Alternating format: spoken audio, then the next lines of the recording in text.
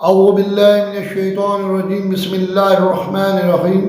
اللہم صلی علی محمد وآل محمد۔ آج کا ہمارا سبق ہے خطبہ نمبر 64۔ یہ خطبہ مولا امیر کائنات علی ابن ابی طالب علیہ السلام نے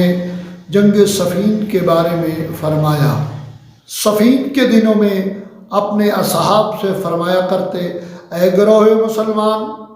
خوف خدا کو اپنا شعار بناؤ،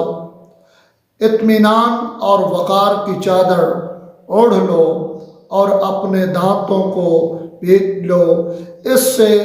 تلواریں سروں سے اچک جائیں گی۔ زرہ کی تکمیل کرو، یعنی اس کے ساتھ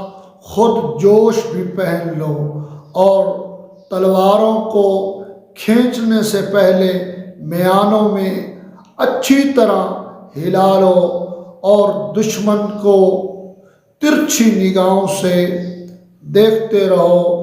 اور دائیں بائیں دونوں طرف نیزوں کے وار کرو اور دشمن کو تلواروں کی باڑ پر رکھ لو اور تلواروں کے ساتھ ساتھ قدموں کو آگے بڑھاؤ اور یقین رکھو کہ تم اللہ کے روبرو اور رسول اللہ صلی اللہ علیہ وآلہ وسلم کے چچا زاد بھائی کے ساتھ ہو۔ بار بار حملہ کرو اور بھاگنے سے شرم کرو، اس لیے کہ یہ پشتوں تک کے لیے ننگوار اور روز محشر جہنم کی آگ کا باعث ہے۔ خوشی سے اپنی جانیں اللہ کو دے دو اور پر اطمینان رفتار سے موت کی جانب پیش قدمی کرو۔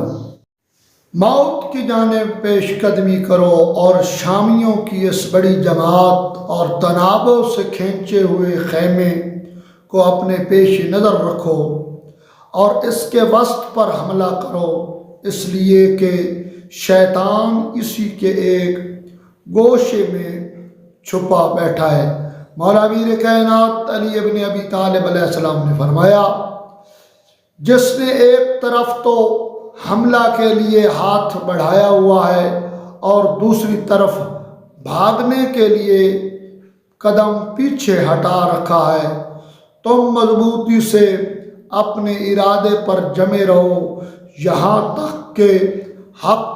صبح کے اجالے کی طرح ظاہر ہو جائے، نتیجے میں تم ہی غالب ہو اور خدا تمہارے ساتھ ہے، وہ تمہارے اعمال کو ضائع و برباد نہیں ہونے دے گا۔ اللہم صلی علی محمد و آل محمد۔